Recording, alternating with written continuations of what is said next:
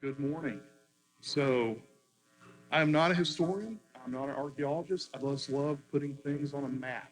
So, we're going to start that off early. You're going to be like, archaeology. Um, so, I'm Randy Hale.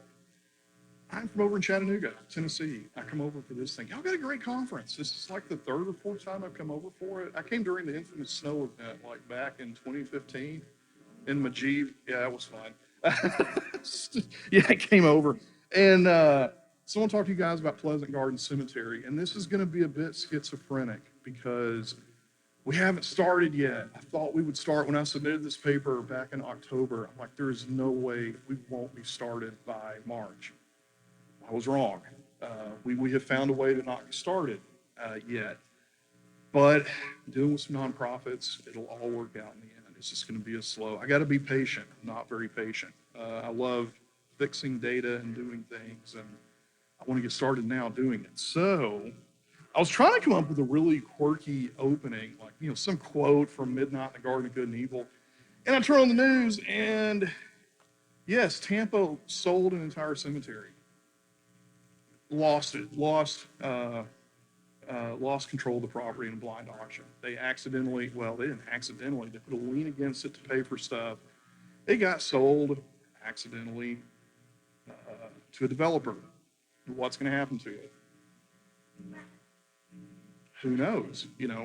Comments go from here. Being a African American cemetery, who knows what's going to happen to it? Hopefully, it gets taken care of, but doesn't happen a lot. Um, so I run a consulting gig. I deal with open source stuff. I've done a whole tenuous track from Esri Business Partner to now, QGIS, PostGIS, um, generally just open source stuff. And I've been doing this way too long. Worked for the feds for a while um, in TVA's Maps and Surveys department. I did the mapping, never the surveying part.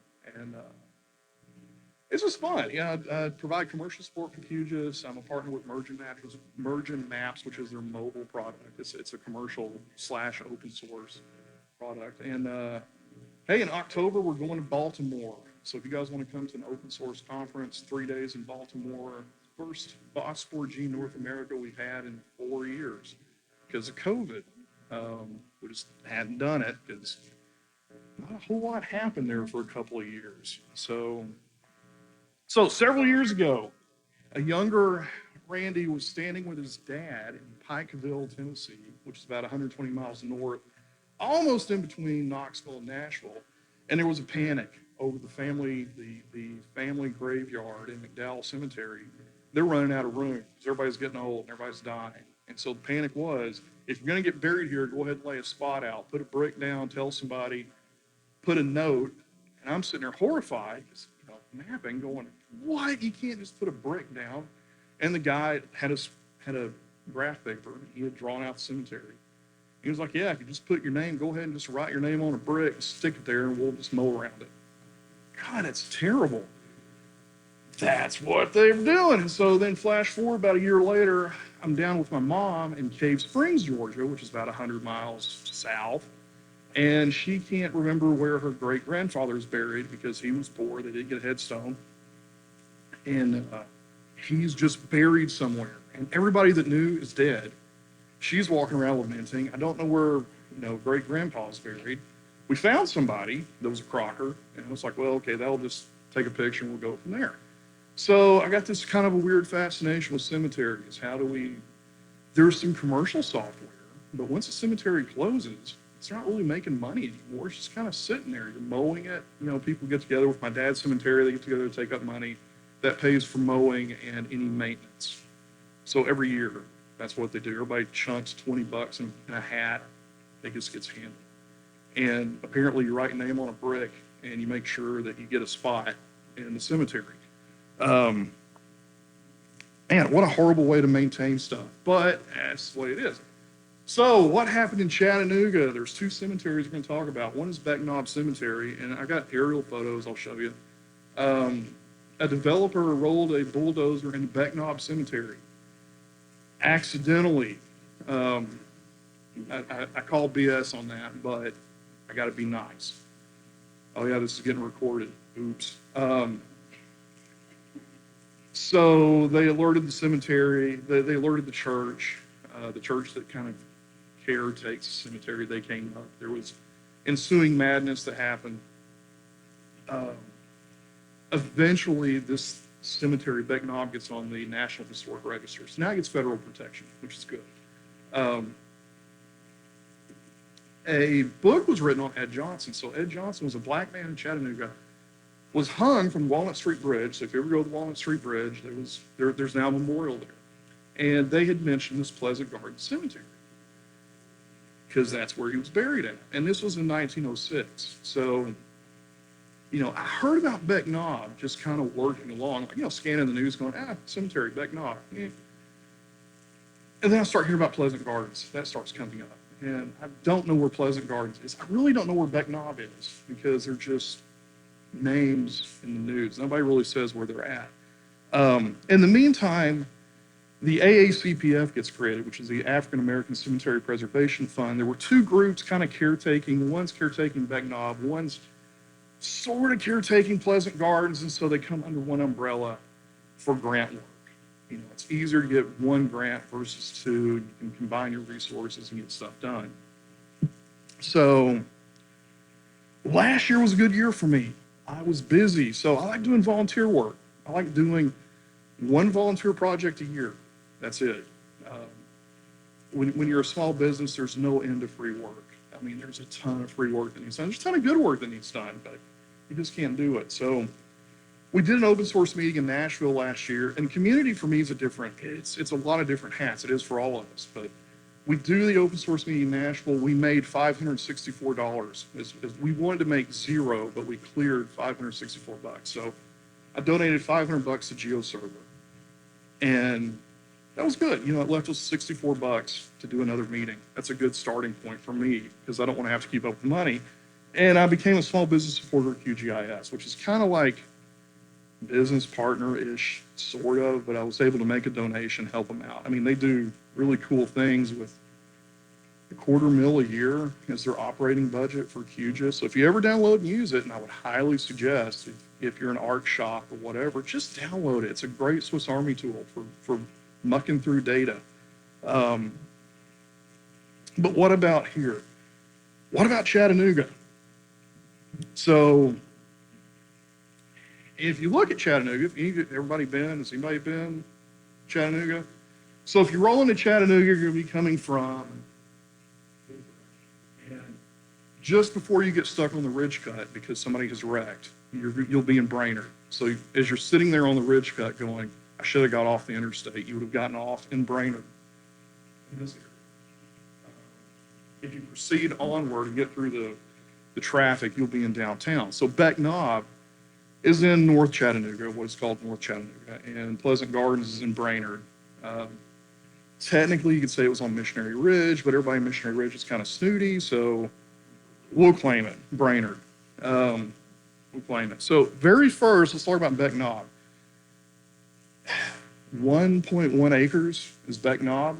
So, and as you can tell, Poltergeist fans, we accidentally built this one close to the cemetery. Again, BS on we didn't know it was there. They knew it was there. They just, hoped, I guess, for some shenanigans to get it built. Now, would this have happened to the very rich white cemetery across town? No. There wouldn't be these games getting played, but it happened with Beck Knob. So I actually go over to Beck Knob. So the middle of last summer, I'm like, I'm just going to go try to find somebody. I knew somebody that knew somebody that knew somebody, and I got to go meet with the Beck Knob people. And I said, hey, I want to map your cemetery. This would be fun. And there was some hesitancy. There was some, what do you mean map the cemetery? Well, the Boy Scouts did it. Well, okay, where's the map? And they produced this very cool hand-drawn map from 30 years ago that, the Boys, and that's the thing the Boy Scouts do. You can get a badge, I think, for community service and go map and do things. And that photo is, makes it look like it's a really gentle walk up the hill. It's not. You'll snap an ankle. People have, getting up Beck Knob. And it's fenced off-ish. A lot of trees are down. This thing was opened in 1865, and so it held, it was a slave cemetery. It became a normal, a regular cemetery for everybody else. It closed in like the 50s-ish. Um, so we mapped it, and what did we find out? They don't know where the property boundary is. I'm not a surveyor. I don't want to be a surveyor. We got to get this surveyed somehow, because we found a lot more graves than they think that they had.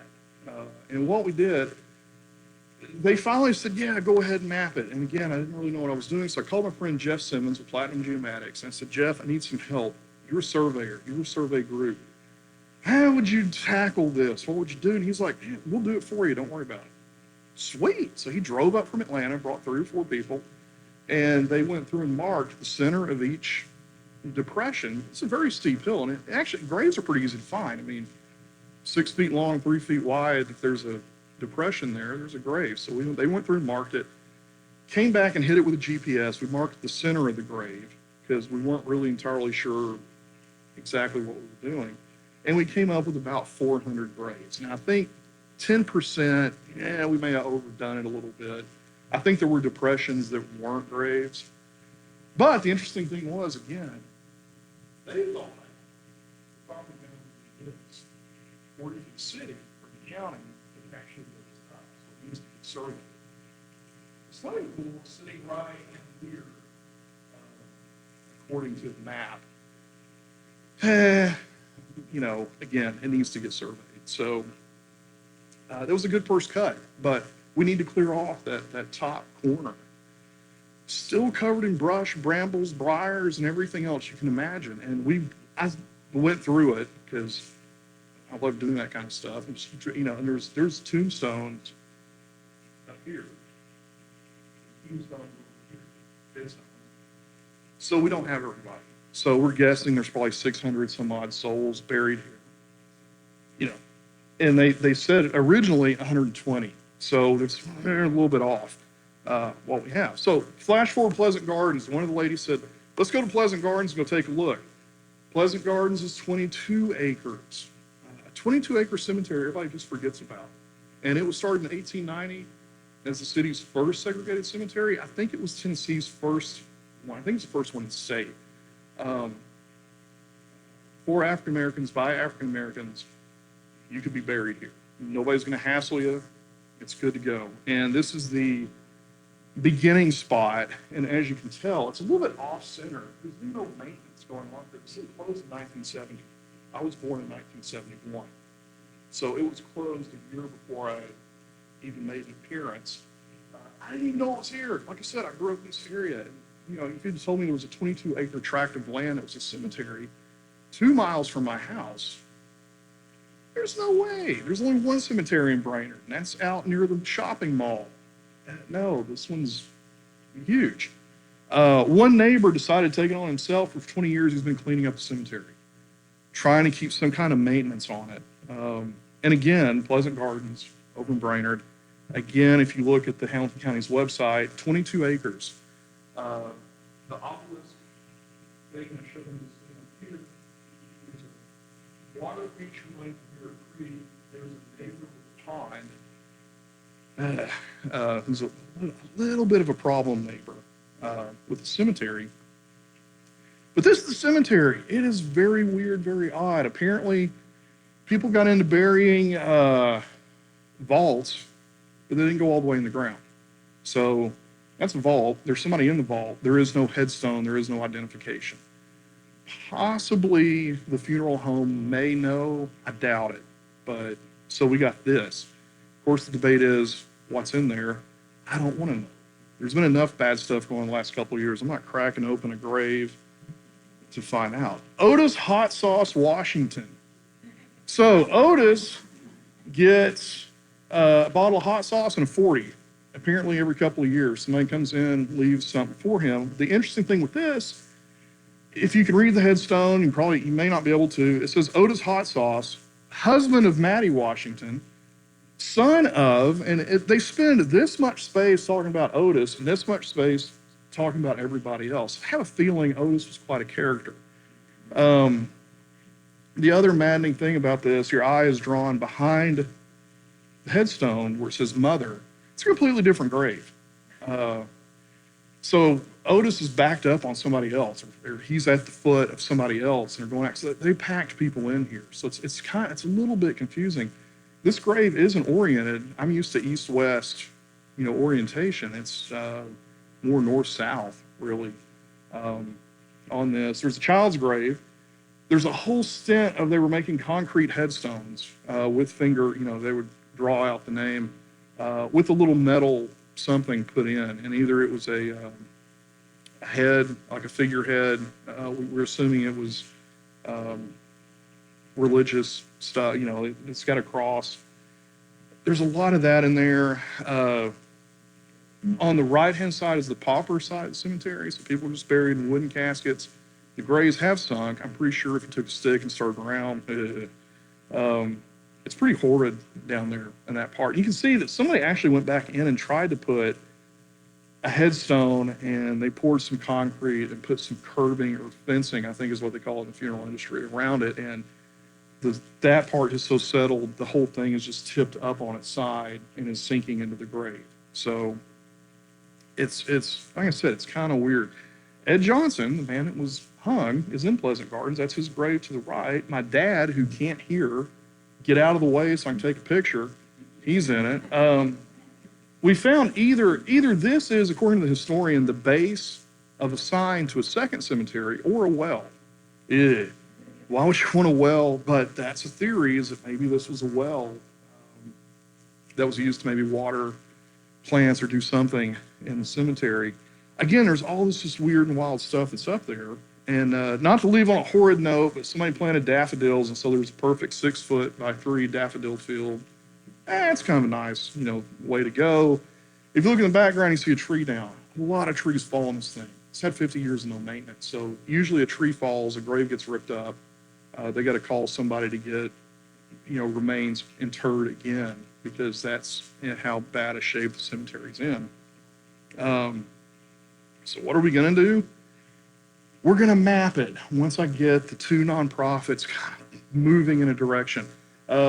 Centimeter grade GPS. I researched and dug, and we talked to Bad Elf, who's here. We talked to Trimble, and we talked to EOS, and I've made my choice on what I wanted, see what the money does, what the money can get us. I was going to actually just go buy one, but they need skin in the game. So to get this push forward, I think, the two groups are going to have to make a small donation into it. Then we start mapping. We need to clean off Beck Knob. Again, as you saw, a third of it isn't even mapped. So my thought is we can bury 600 people in an acre at Beck Knob. We got 22 acres. It's going to be like 13,000 unique data points before we're done. Even more than that. I'm thinking probably way more than that. But the plan being, the center of the grave is going to get a unique ID. From there, we map the four corners if we can tell what they are. We get the headstone, we get the footstone. This cemetery has a ton of what they're calling curbing or cradling. There's a lot of small brick walls built around the graves, around family sites. They want to record that. They also want to record vegetation. Being an African American cemetery, there were unique plants that were planted. There were certain things that were done. We got to record all that, because this will hopefully push in the National Historic Register. My plan is to grid off the cemetery. They are very enthusiastic. We can field a lot of people. Yeah, but I want to train them first. We're going to use Mergin Maps to do this, and Mergin is fabulous for data collection. So we collect it, put it in QGIS, shove it into a database. My thought is we get 2 people with a GPS unit flagging and marking, and then we get a second group come through to record what's done. So one group puts down flagging, one group pulls up flagging. That way we hit everything we can hit. I hope, somebody said, do you think we'll get this done in a month? I'm like, yeah, no, my God, no, we can't get this done in a month. We could, if I stayed up here 40 hours a week, we couldn't get this done in a month. Probably a year, maybe. If we're lucky, it's going to be a year. Realistically, I think we're going to be doing this for 2 years. So it'll be fun, and hit certain select funeral homes in town and ask them if they have maps or any kind of records. Um, and just see, like, I don't want us to appear that we're being nosy for fear that, there's some fear there's some double stacked graves in there. I don't care. I mean, I do care. I'd like to record everybody that we can, but I don't want anybody to get upset that we're up there doing this. Just tell me what you know. Give me a map. Give us a paper map, records, whatever, and let us dig through it and look. This is one of the ones with the walls built around them. This is a family plot. And you can see some of the walls have fallen down. I was going to lay out the database. It's incredibly boring. The whole thing I want to do at the end of this thing is get the property boundary survey. They need to know what they own. Because if you go back here, there's a Jewish cemetery here. There's unclaimed development named Block here. Neither the cemetery nor the other cemetery, oh, it's just private. Somebody could, it's really not big enough for a house, but yeah, people do stupid things. Go back and figure this out. My gut is telling me who has some prohibition on their property,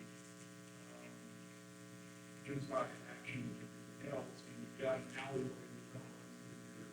My gut tells me some reason approach also. So I just want to see, who has what. Get a better fence for Beck Knob and get a better fence for Pleasant Gardens. We're going to do this all in open source. The one thing I do want to do is start doing some kind of search as soon as we get started so that people can start looking for family members. I think if we stir up the community enough, there'll be enough interest. Cool things will happen if people can actually find somebody in the cemetery. Now, the two groups have recorded a lot of information. They've taken pictures, they've got spreadsheets. None of it's placed on a map. So you can't really say, hey, where's Hot Sauce Washington at? Well, I know where he's at now. I know where he's at. His family doesn't know where he's at. And then I talked to the county. At some point, I think the county needs to own the data. So we hand it off to them. They've got a web map. They've got an ARC server. They've got all the stuff. We port it over to them and let them maintain it, at least getting a separate copy somewhere backed up. In case, something happens, we don't want to lose the data. What I want to see happen, get the community worked up. Brainerd needs a win. I love Brainerd, but we need something good. Proof there are 2 cemeteries versus 1. Statistics on the cemetery. I love numbers. Who's the oldest? Who's the youngest? What's the oldest grade? What's the newest grade? Were there 2 cemeteries? I think there were in this. A set of procedures. I've been doing a lot of reading about mapping cemeteries. Everybody seems to go at it completely differently. Not that my way is going to be better than anybody else's, but I'm going to write it down so somebody else wants to do it and we can collaborate. Force a survey on the property boundary and get it on the National Historic Register. My evil plan, do a plugin. QGIS is this really cool thing. You can do plugins. And, you build a community-supported plugin. People can download it. Maybe in the case of my dad and my mom, maybe I can find some computer-literate kid and say, here, install QGIS and start building a cemetery map. I think we can do it and make it easy. I'm probably going to sneak and map my dad's cemetery, that one, just to do it. I don't want to get involved in it because once you're involved in this cemetery, it's till death do you part. And literally the last caretaker died and they said, oh, here's all the books, who's next? I don't want to be that guy. Super evil plan, throw more time into doing this. Map cemeteries. Black cemeteries get a terrible rap, especially slave cemeteries. They disappear, they get bulldozed, they get moved. Let's put it on a map. So that's it. That's the plan. So, like I said, if you come down to Chattanooga, we'll do a cemetery tour. We'll hit all the fun spots. But questions, angst, anger, fear. Yeah.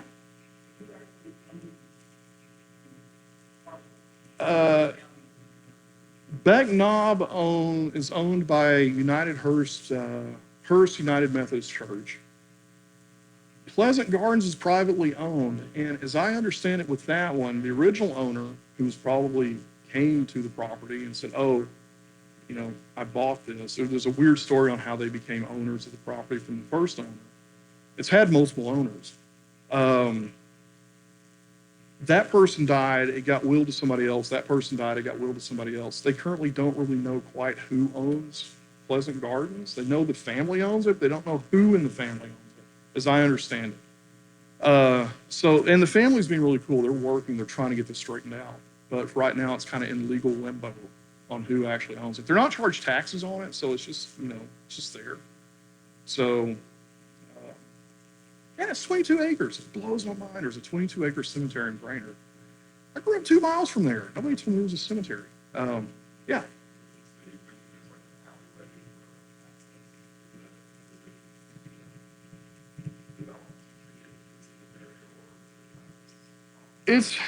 Yeah, it's not. The only way in is actually the road. The road actually comes in circles all the way over. I haven't walked this one. But yeah, it's just there is one road in it to get in, and you can get into it. They're going to take some tree folk in to chop some trees down because there's a lot of trees coming down in the cemetery. And it's pretty, you know, a tree comes down and other stuff comes up. So anyway, yeah.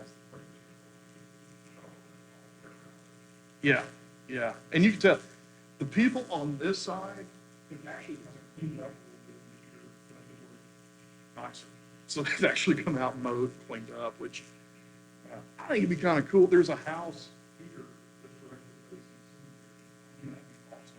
What an awesome house to live in. Your neighbors, the quietest people ever across the street. But yeah, there is one access point, but it does make me wonder, you know, this guy just did probably was back to what I don't know if you go all the way around. There is another road that goes this way, this way, and the road. And I don't know how he can legally do that. But that's why I want to get it surveyed. To deal with him. Yeah. Oh.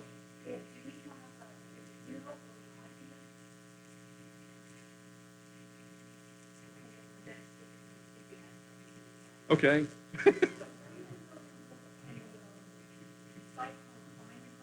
Yes. Yeah. Yeah.